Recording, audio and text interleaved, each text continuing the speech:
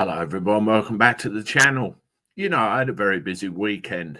I went to Leigh-on-Sea, and what was going on in Leigh-on-Sea, that was the seminar to do with the English Constitution Society, and that's the flyer for it here. It went from 2 till about 6, half 6. I actually got out of there at 20 to 7, and it was run by this gentleman here, Graham Moore. Very, very, very educational. And, I started to get the idea, doing my own research and starting to read about the law and everything that goes on. And you start to build a picture in your mind of what utter trouble we are in this country. Now, I recorded a live stream on the channel of the event and also the questions and answers afterwards. And I was provided with the actual footage that the other cameraman took, which was a better definition and sound than mine. And I uploaded the whole thing to this YouTube channel. That's the thumbnail for the actual seminar part of it. There's a separate one for the Q&A. At the end of this, I will link it up so you can actually go straight to it and continue watching. To say it blew my mind is an understatement. It really blew my mind, and it really opens your eyes to what they are trying to hide from you in order to achieve the goals they want to.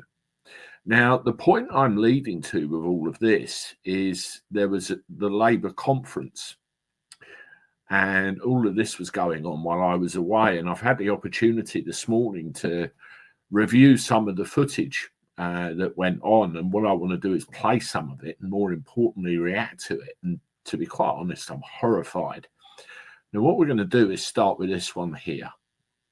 We will smash the gangs, we will crack down on illegal working, we will remove people with no right to be here, and we will secure Britain's borders.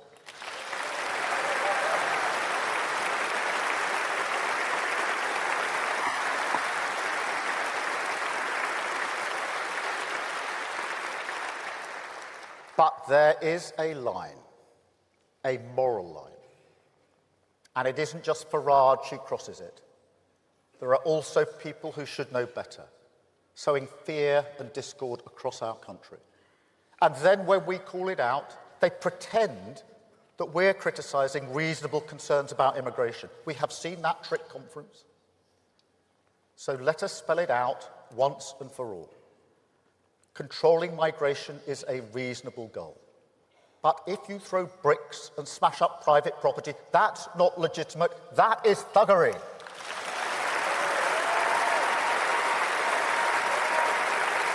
Thank you, Conference. Free speech, free speech. Free speech is a British value, and we have guarded it for centuries. But if you incite racist violence and hatred, that is not expressing concern, it's criminal. And this party, this great party, is proud of our flags. Yet if they're painted alongside graffiti, telling a Chinese takeaway owner to go home, that's not pride, that's racism. And Conference.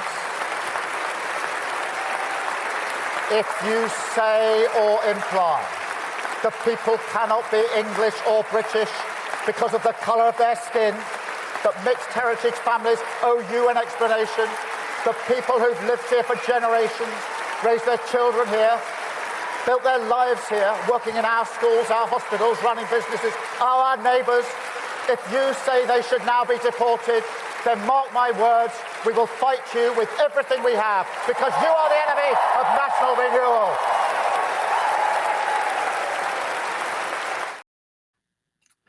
I almost had the era of something of the 1930s to it, and I'm sure you probably know to which I refer. I didn't like the colour scheme, I didn't like the feel, I didn't like anything about it, but there's a few things that need pointing out here. First of all, this business about thuggery, this business about inciting hatred, this business about free speech. Well, first of all, let's show you this picture. This was the recent Tommy Robinson United Kingdom march. This is no doubt what the Prime Minister was referring to. Now, what you see in that crowd is normal people. There were normal patriots, normal families, normal children even, of all colours, all races, all religions, all standing there with one purpose. And that was to say, we don't like the direction our countries are heading. Our countries. Now, why do I say countries? Have a look at this picture here. That's the Union flag flying by the St. George's Cross, or the Cross of St. George. Now, the only flag out of those two I give a damn about, and I'll be open and honest about this, is the Cross of St. George. The Cross of St. George represents England, the country I am from, for I am English. You know, when I was at Leigh-on-Sea, I went to a hotel, and weird question. I had to write down the registration number of my car, so I wasn't ticketed. And then she asked me what my nationality was. I said, well, I'm English. And she gave me a hell of a funny look. I thought, what do you want me to say? You know, it's like a dirty word. But there you go, the Cross of St. George. Now, that Union flag has been with us since, the Acts of Union, and represents the statutory political union of our great nations that sit on the British Isles. Now, in my mind, in my opinion, that flag, that union, over the last 325 years has caused and steadily causing more of the problems that we face now. We had a union before the Acts of Union which worked perfectly well, and it was ruined. The status quo was usurped, and this is something that they want to continue to push into the corners of history. This is something that they want to get rid of all the more, so they can shape our countries in their own image. Now, let's be very clear. I am for England. I am for Scotland. I am for Wales. I am for all of the Irish. All of the Irish. That's the landmass that makes up, the British Isles, which is Great Britain and Northern Ireland. And this idea of this political union holds no water with me anymore. And anybody that was at this seminar at Leigh-on-Sea will get where I'm coming from. What about free speech? We've guarded free speech for a very long time. Let's have a look at this, shall we?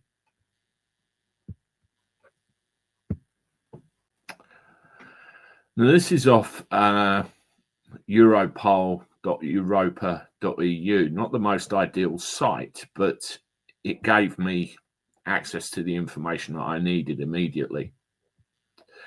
Recent reports in the Times, now this is dated the 4th of April 2025, so we are a little bit further on, reveal that UK police make over 30 arrests per day for offensive online communications under vague laws criminalising messages that cause annoyance, inconvenience or anxiety. Over 12,000 such arrests occurred in 2023 alone, with civil liberties groups warning of a chilling effect on free speech. Most cases do not result in conviction, yet individuals are subjected to police detention and reputational damage merely for expressing controversial views online. Given the EU's own trajectory of regulating online content via the Digital Services Act and other instruments, and in the view of the UK's post-Brexit shift away from EU safeguards, such as the Charter of Fundamental Rights of the European Union, I asked the Commission, does the Commissioner consider Brexit a contributing factor? Blah, blah, blah, blah, blah. But the important thing there is the statistics. 12,000 arrests occurred in 2023 alone. 30 arrests per day. So, this has been going on over Starmer's tenure at least, if not before that, judging by those figures. And you tell me that free speech has been guarded and protected for a very, very long time. Okay, let's have a look at the next video. But I can say I'm not just proud of the Union Jack and the Cross of St. George. I'm also proud of the Saltire, of the Red Dragon, proud of our union, the astonishing relationship between our four great nations. Four different nations, yes, but four nations that time and again have been through fire together, built so much together, a country forged by the solidarity of working people. So let's fly all our flags, conference, because they're our flags. They belong to all of us, and we will never surrender them.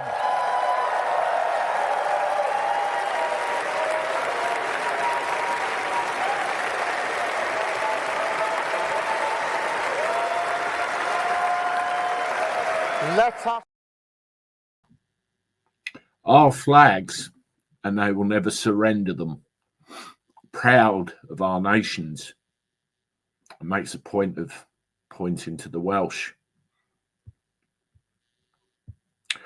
What they don't tell you is their utter disdain for the fact that we left the European Union. Their utter disdain for we never really left, did we? Let's face it. But their utter disdain for the fact that it put a little bit of a spanner in the works. Let me show you something. This is England. Now, what we should have is the counties and shires of England. But what you've got there instead are regions of England. Now, this is the vision of the European Union. And what they seek to do, they've already screwed over Wales and Scotland and definitely Ireland. What they seek to do is pull us back in. And then if they can do that, the European Union then becomes a country in its own right, including us.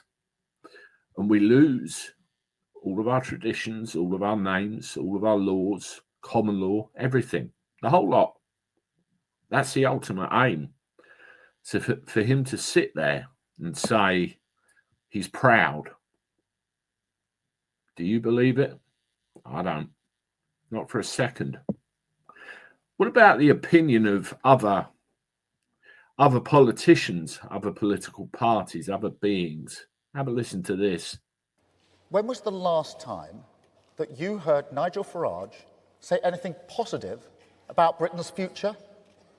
He can't. He doesn't like Britain, doesn't believe in Britain, wants you to doubt it just as much as he does. So he resorts to grievance. They all do. They want to turn this country, this proud, self-reliant country, into a competition of victims, saying to you, to working people, don't trust in each other. You can't fix this. This is not a great country. The United Kingdom is only classed as a country according to international law. Look it up. What the United Kingdom, in fact, is a statutory union, a statutory political union. That's it. England's a country. Scotland's a country. Wales is a country. Arguably, it's a principality of England. It certainly was classed as one many, many hundreds of years ago, and that's open to debate by scholars. Ireland is a country. Northern Ireland is a country. Look it up. All of these things I'm saying are fact, which you can look up. You are being fooled by the elite, by the establishment. Now, what about all this Farage bashing? Rupert Lowe said something very powerful here. British politics is absolutely pathetic. Labour are wrong to throw vile insults at Farage, but it must go both ways. Farage himself has said multiple times this year that Conservatives should be in hiding. Is that helpful language? No, it's not. I disagree profoundly with how the Tories governed our country, but that does not mean their MPs should be in hiding. Obviously not. Politics cannot work if opponents are treated as enemies to be hounded. And I speak from experience. Reform tried to put me in prison on false allegations. If they'd succeeded, how do you think the Islamist gangs running our prisons would have reacted to me being put in the cell next door? How's that for incitement? If the tone of politics is to improve, then it has to apply to everyone all the time, not just when it makes a good headline. Robust debate is welcome. Vile personal insults are not. Play the ball, not the man. No wonder ordinary men and women are so disgusted with the state of British politics. I couldn't put it any plainer myself, Rupert. You know, I've been saying the same thing for years. They're busy insulting and not enough time being constructive. Now, what I want to leave you with now is the worst video of the lot. And it really takes some doing. Have a listen to this. This was the inheritance that the Conservatives left behind for us. And their current irrelevance is the price that they have paid. So it now falls to us to rise to this challenge.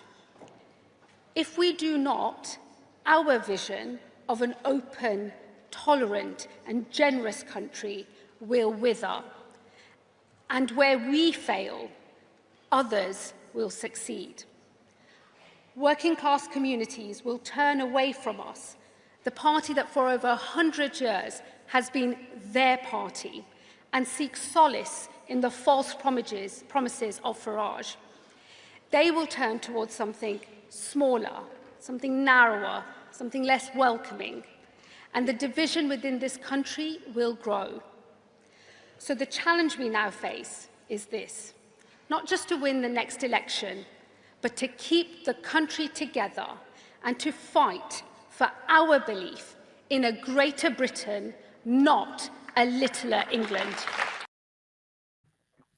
Now, the statement she made right at the end there, not for a littler England, it's abundantly clear to me, at least, that England and the English are under attack because the Labour Party and the Fabian lot they're infested with know full well that the answers to all of the countries that are on the British Isles, the answers to all the problems lie within the documents that make up the English Constitution. I had a very entertaining message exchange yesterday with somebody that tried to tell me there isn't an English Constitution when in fact there is. Listen to this. Magna Carta, observance of due process of law, the Petition of Right, Declaration of Rights, Bill of Rights, Coronation Oath, Crown and Parliament Recognition Act. They'll be happy that one's in place. Act of Settlement, United Nations Declaration of the Rights of Indigenous People, Union with Scotland Act 1706, Union with England Act 1707. Apart from the last two I read out, the rest of them together, all of those documents make up the English Constitution. These are our rights that are being hidden from us, usurped, curtailed, whatever you want to call it. She says Little England when she tries to defend a party started by Fabians that have been in existence for 100 years. England's over 1,000 years old. So pardon me if I'm a little bit upset. Have a listen to these. The right of the realm of England and its subjects to defend themselves. The right to a jury. The right to remain silent. That's something a lot of people need to remember when they're nicked for saying something online. The right to govern ourselves via county, district, and parish councils. Do you remember the regionalisation map I showed you earlier? The right of property freehold. The right to earn a living. Digital ID. If you haven't got one, you can't work. Sorry, Prime Minister. The right to full freedom of navigation and trade. That would cost Mr. Starmer his ULEZ. The right to bring up and protect our children. Really? The right of habeas corpus. If anybody ends up in a situation where they're arrested,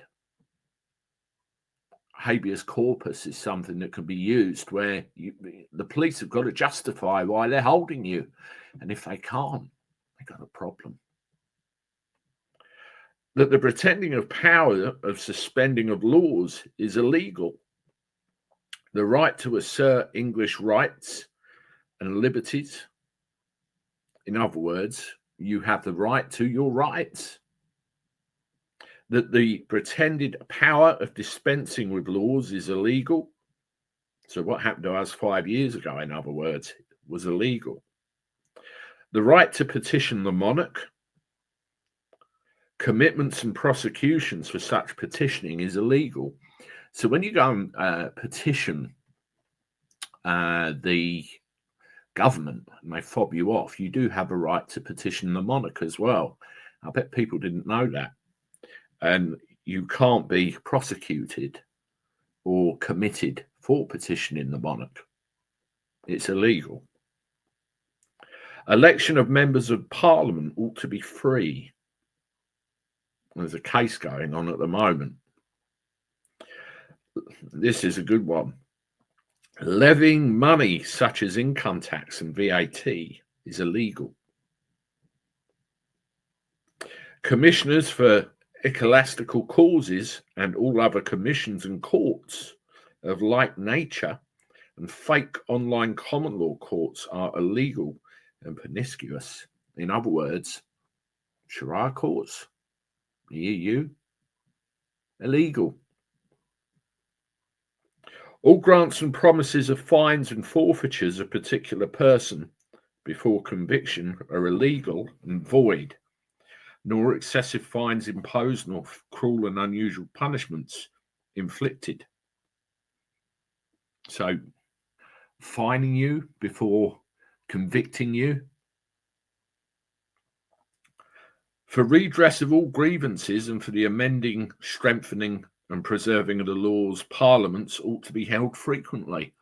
Apparently, once upon a time, they were held annually, and then it was 2 years, 3 years until we've got what we've got now. And this last one, no foreign prince, person, prelate, state, or potentate have or ought to have any jurisdiction, power, superiority, preeminence, or authority, ecclesiastical or spiritual, within this realm. So help me God. In other words, English, the common law, the Constitution, is supreme. It has to be. All of those things you can look up online. You can read them. You can learn them. And you can look at the seminar. The Labour Party is a funny beast. It was the brainchild of the Fabian Society. The Fabian Society, of course, their emblem is a wolf in sheep's clothing.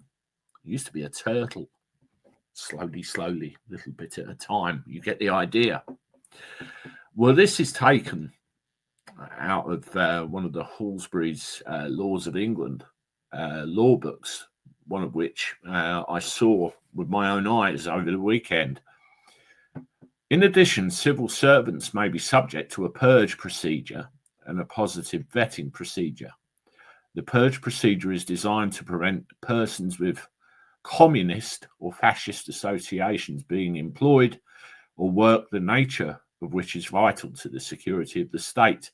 So a lot of this country-loving bullshit in the videos that I just showed you doesn't really wash for those reasons.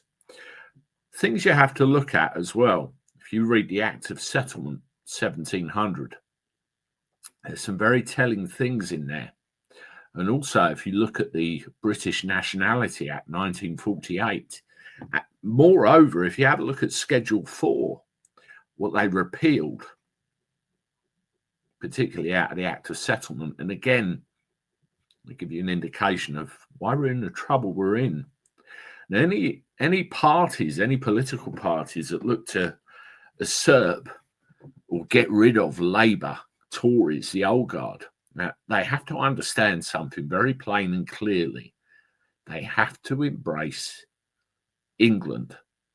They have to embrace Wales. They have to embrace Scotland. They have to embrace all of Ireland directly, because the underlying laws, the underlying rights which govern what we can and can't do are the answers to all of our problems. If we fawn after the union, then we have issues. That's all I have to say. Let me know what you think. Hit the like button, subscribe to the channel. This end screen here is a link to the seminar with Graham. It's about an hour and a half long, and I very strongly suggest you go and have a look. Might change your mind and challenge some preconceived ideas that you may have. I look forward to talking to you soon. Toodaloo.